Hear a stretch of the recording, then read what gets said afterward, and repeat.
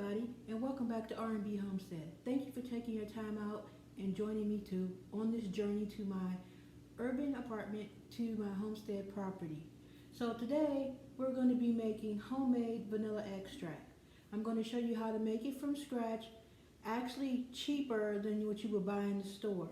Of course, it's an investment, but at least you know what's in your product, and it's actually real, authentic, 100% vanilla extract. Make sure you go ahead and hit that subscribe button, and make sure you also hit the bell notification so that every time I post a video, you'll be notified. Make sure to give me a thumbs up and share this video. So, let's get into the video.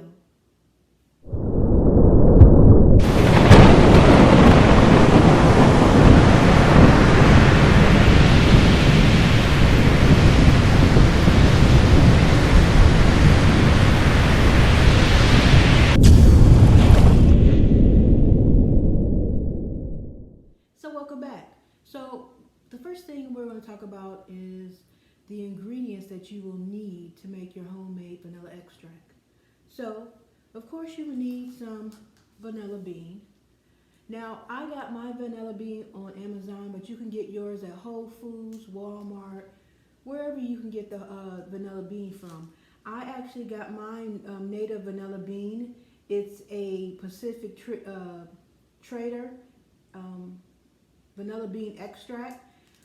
There comes 10 in this pack.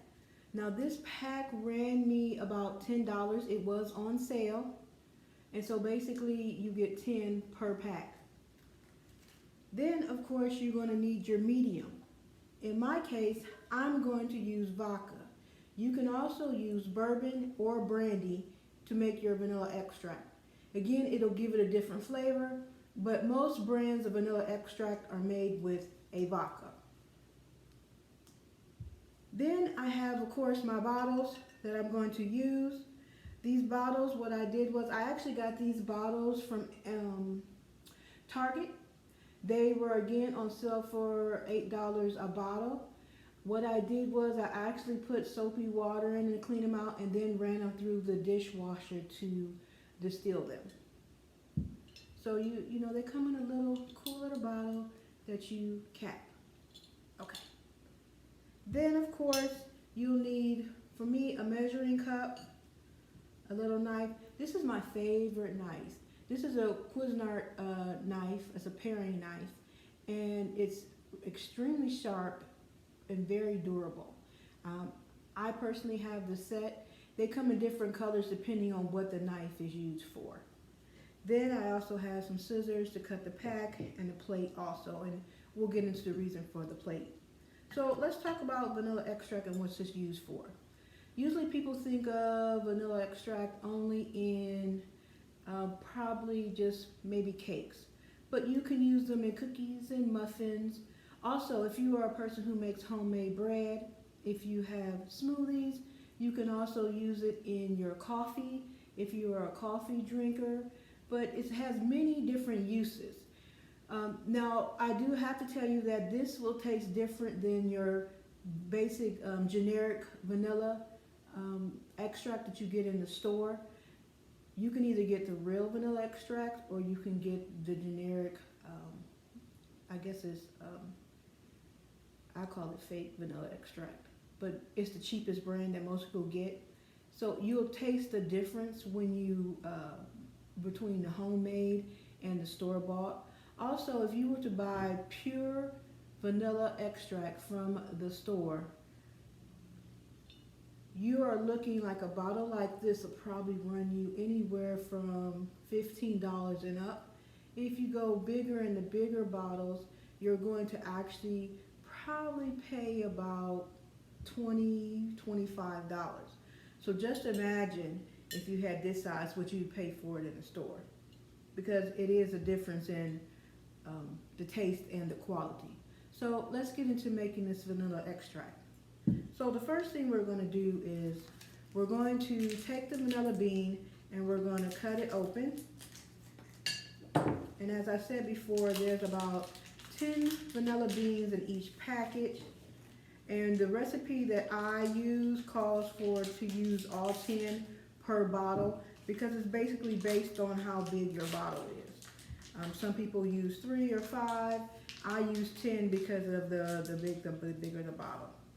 So we have the vanilla beans. You can do this how you feel your other 2 different ways. You can either take the vanilla beans and just slide them on down. These smell good. Or you can just slide them in here in the bottle. Or what I do is, to make sure you get the maximized flavor of the vanilla bean, is to have your plate, I have a plate, and your knife, and actually cut down the center to open up the vanilla so that the bean is actually exposed.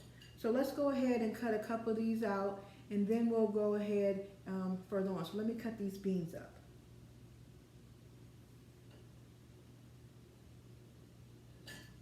Now what some people do, once they cut it open, they actually go and they take and they scrape the vanilla beans. So actually, when you open it up, it looks like this. It's opened up and you can see the vanilla bean. I've actually got it on my nails. And you can smell the vanilla. And then put it in the bottle. Just that simple. So I'm gonna go ahead and do this. And while we're talking, let's talk about this vanilla bean. Now, as I stated before, you can use different mediums. You can use a vodka, or you can use a bourbon, or you can use, some people actually use rum to make a spicy vanilla extract. It's all to taste and what you're going to be using the vanilla extract for. Because I use my vanilla extract basically in baking, I prefer just to have the regular vanilla bean in the vodka. Now, you don't have to go and get the major brand vodka that costs you $25, $35, $45.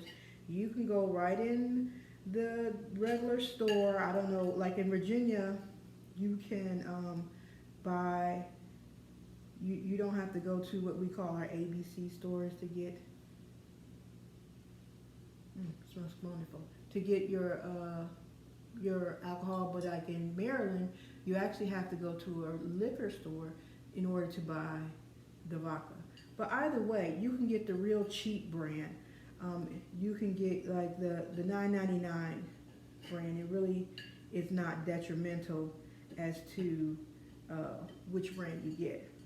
Now you're wondering, if it was so easy, why doesn't everybody make vanilla extract from home? Because this is a process that takes time. Now once I complete this process, you're going to have to let this sit. Most people let this sit from 6 to 8 weeks before they even use it. In my case, I like to let it sit about 6 months, take some off, and then fill the bottle back up again with more vodka, shake it up, and let it sit again for another 6 months. And like I said, this is like continuous. You can keep doing this and doing this and doing this and never run out of vanilla extract. Also with the beans, some people are very particular about what beans they use, what grade of beans they use. I'm not that particular, because all I'm looking for is the good vanilla taste. So again, you can get these from the grocery store. Now, mind you, they will be a little expensive. They are now expensive. I just was in a store, and these vanilla beans were up to, for 10 of them, you were looking at about $20, $25. So you might want to shop around for these vanilla beans. And you might want to get them now before we get inflation. So, okay. So as you can see, I cut up the tin there. So we can go ahead and put this to the side. So as you can see, I have my vanilla beans here in the bottom. So then you take your vodka, no shots. Taking the vodka, and we're going to pour it into the vanilla beans. I know some people are like, oh, pour me a drink. No, no drinks. This is not the type of vodka I like anyway. I figure if you're going to drink vodka or alcohol, drink the good stuff. This is strictly for the vanilla extract.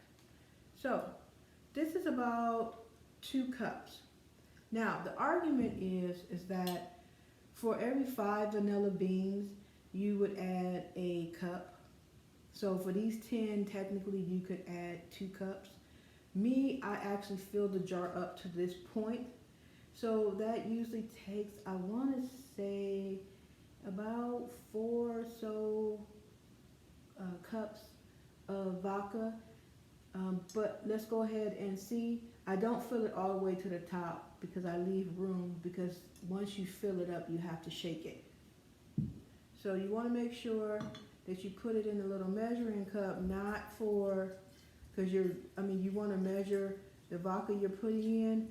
I put it in here just for the easiness of pouring the vodka.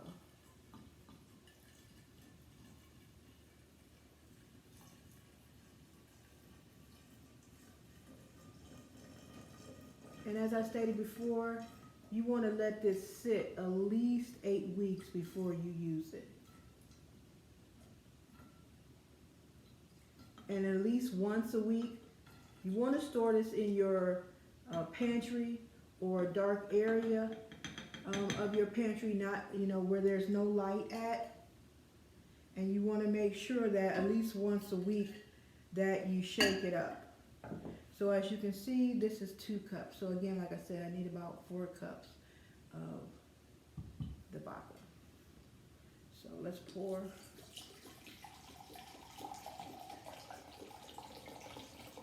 Another 2 cups. Now mind you, this does take the vodka, and it's like, this vodka was actually on sale for $9.99. And to make my 4 bottles, I'm probably going to need 2 to 2.5 of these bottles. And putting it out in the trash, if you have nosy neighbors, they'll be like, oh, you got an alcoholic that live next door. So I would try to maybe putting this in a plastic bag that's black or so they're not seeing or thinking that you are drinking gallons and gallons of vodka when you're actually just making vanilla extract. But that's just me. Some people don't care. Or they might be an alcoholic, you never know. Or they might just like alcohol. Either way, you're going to need a substantial amount. So there you have it. We've poured the vanilla.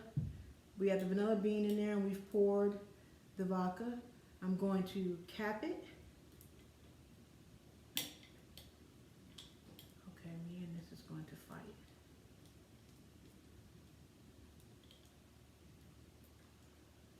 And there we go. And of course it wants to give me trouble in locking.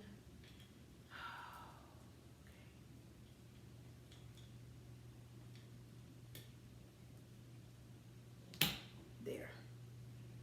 Oh. Didn't go all the way. Okay. So we're locked and loaded. So you shake.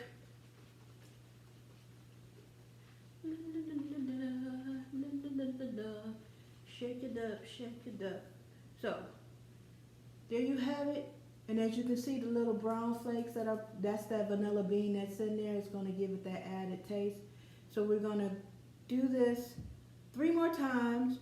We're going to take this, and remind you, take this, put it in your pantry in the back, and then once a week take it out, shake it up, and put it back. And then after 8 weeks, you will have some vanilla extract. I usually let it sit 6 months. Again, some people let it sit a whole year to get that potency. And again, now we have vanilla extract. So I want to again thank you for taking this journey with me on my homestead journey. Make sure you hit that subscribe button. Until next time, remember, don't judge your day by what you sow.